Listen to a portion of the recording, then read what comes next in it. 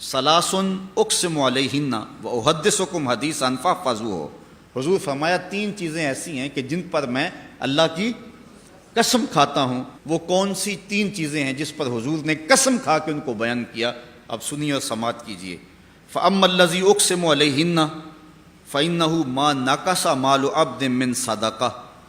پہلی وہ چیز جس پر میں قسم کھاتا ہوں وہ یہ ہے کہ میں تمہارا نبی تمہارے رب کی قسم کھا کے کہتا ہوں کہ صدقے سے مال کم نہیں ہوتا۔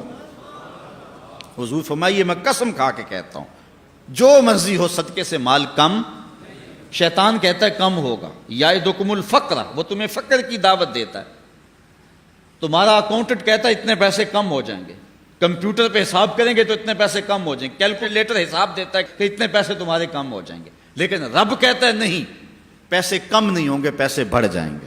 دوسری بات یہ ہے کہ جب کسی بندے پر کوئی شخص ظلم کرے اور وہ بندہ اس ظلم پہ صبر کرے تو حضور فرمایا میں قسم کھا کے کہتا ہوں اس کی اللہ عزت اور بڑھا دے گا، اس مظلوم کی عزت اور بڑھ جائے گی۔ اور تیسری چیز حضور نے ارشاد فرمائی وَلَا فَتَحَ عَبْدٌ بَابَ مَسْأَلَةٍ إِلَّا فَتَحَ اللَّهُ عَلَيْهِ بَابُ فَقْرٍ۔